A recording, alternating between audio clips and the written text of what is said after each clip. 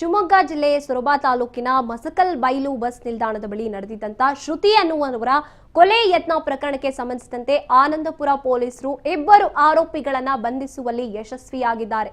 ಇನ್ನು ಕೊಲೆಗೆ ಯತ್ನಿಸಿದ ಮುಖ್ಯ ಆರೋಪಿ ಸೊರಬದ ತತ್ತೂರು ನಿವಾಸಿ ಗೋವಿಂದ ಪೈ 24 ವರ್ಷದ ಯುವಕ ಮತ್ತೆ ಈ ಕೃತ್ಯಕ್ಕೆ ಕುಮ್ಮಕ್ಕು ನೀಡಿದಂತ ಆರೋಪಿ ಕಿರಣ್ ಅನ್ನುವವರನ್ನ ಬಂಧಿಸಲಾಗಿದೆ. ಜನವರಿ 5ರಂದು ಶ್ರುತಿ ಅವರು ತಮ್ಮ ಭಾವನ ಜೊತೆ ಬೈಕ್ನ ಹಿಂಬದಿ ಕುಳಿತು ಮಸಕಲ್ ಬೈಲು ಬಸ್ ನಿಲ್ದಾಣದಿಂದ ಹೋಗ್ತಾ ಇದ್ರು. ಈ ವೇಳೆ ಬೈಕ್ ಅಡ್ಡಗಟ್ಟಿದಂತ ಆರೋಪಿಗಳು ಮೊದಲಿಗೆ ಮುಖಕ್ಕೆ ಕಾರದ ಪುಡಿಯನ್ನ ಎರಚಿದ್ದಾರೆ. ಆರೋಪಿ ಗೋವಿಂದ ಎಂಬಾತ ತನ್ನ ಬಳಿ ಇದ್ದಂತಹ ಸ್ಟೀಲ್ ರಾಡ್ ನಿಂದ ಶ್ರುತಿ ಅವರ ತಲೆಗೆ ಮಾರಣಾಂತಿಕವಾಗಿ ಹಲ್ಲೆಯನ್ನ ಮಾಡಿದ್ದು. ಇನ್ನು ಘಟನೆ ಸಂಬಂಧ ಆನಂದಪುರ ಪೊಲೀಸ್ ಠಾಣೆಯಲ್ಲಿ ದೂರು ದಾಖಲಾಗಿತ್ತು. ಗಂಭೀರವಾಗಿ ಪರಿಗಣಿಸಿದಂತ ಪೊಲೀಸರು ತನಿಖೆಯನ್ನ ನಡೆಸಿ ಈಗ ಆರೋಪಿಗಳನ್ನ ಜೈಲಿಗಟ್ಟುವಲ್ಲಿ ಯಶಸ್ವಿಯಾಗಿದ್ದಾರೆ. ಇನ್ನು ಪ್ರಾಣಾಪಾಯದಿಂದ ಶ್ರುತಿ ಪಾರಾಗಿದ್ರೂ ಕೂಡ ಬೈಕ್ನಲ್ಲಿ ಹೋಗ್ತಾ ಇದ್ದಂಥವ್ರನ್ನ ಅಡ್ಡಗಟ್ಟಿ ಮಾರಣಾಂತಿಕವಾಗಿ ಹಲ್ಲೆಯನ್ನ ಮಾಡಿದ್ದಂಥದ್ದು. ಆರೋಪಿಗಳು ತತ್ತೂರು ಗೋವಿಂದ ಮತ್ತೋರ್ವ ಈಗ ಸಿಕ್ಕಿಬಿದ್ದಿದ್ದಾರೆ. ಬೈಕ್ನಲ್ಲಿ ಹೋಗ್ತಾ ಇದ್ದಂತ ಶ್ರುತಿಗೆ ಮಾರಣಾಂತಿಕವಾಗಿ ಅಡ್ಡಗಟ್ಟಿ ಹಲ್ಲೆಯನ್ನ ಮಾಡಿರ್ತಾರೆ, ತಲೆಗೆ ರಾಡ್ ನಿಂದ ಹೊಡೆದಿರ್ತಾರೆ.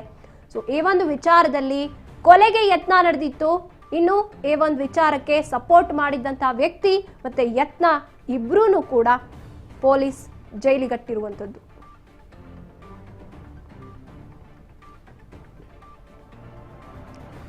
ಎರಡು ದಿನಗಳ ಹಿಂದೆ ಧಾರವಾಡದ ನವನಗರದ ಕಾನೂನು ವಿಶ್ವವಿದ್ಯಾಲಯದ ಹತ್ತಿರ ವಿಜಯಪುರ ಮೂಲದ ವಿಠಲ್ ರಾಥೋಡ್ ಅನ್ನುವಂತ ವ್ಯಕ್ತಿಯ ಶವ ಪತ್ತೆಯಾಗಿತ್ತು.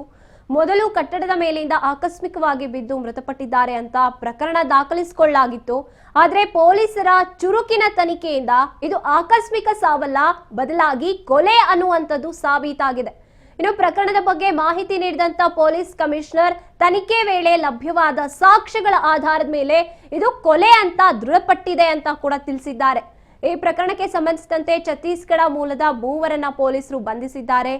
ಮೇಘವಾ ಸತನಾಮಿ, ಭಗವಾನ್ ದಾಸ್ ಹಾಗೇನೆ ವಿಮಲಾ ಸತನಾಮಿ ಮೃತ ವಿಠಲ್ ರಾಥೋಡ್ ಅವರ ಆರೋಪಿಗಳ ನಡುವೆ ಯಾವ ಕಾರಣಕ್ಕೆ ಸಂಘರ್ಷ ನಡೆದಿತ್ತು ಮತ್ತೆ ಕಟ್ಟಡದ ಮೇಲಿಂದ ತಳ್ಳೋದಕ್ಕೆ ಪ್ರಚೋದನೆ ಏನು ಅನ್ನೋದ್ರ ಬಗ್ಗೆ ಪೊಲೀಸರು ಹೆಚ್ಚಿನ ವಿಚಾರಣೆಯನ್ನ ನಡೆಸುತ್ತಿದ್ದಾರೆ.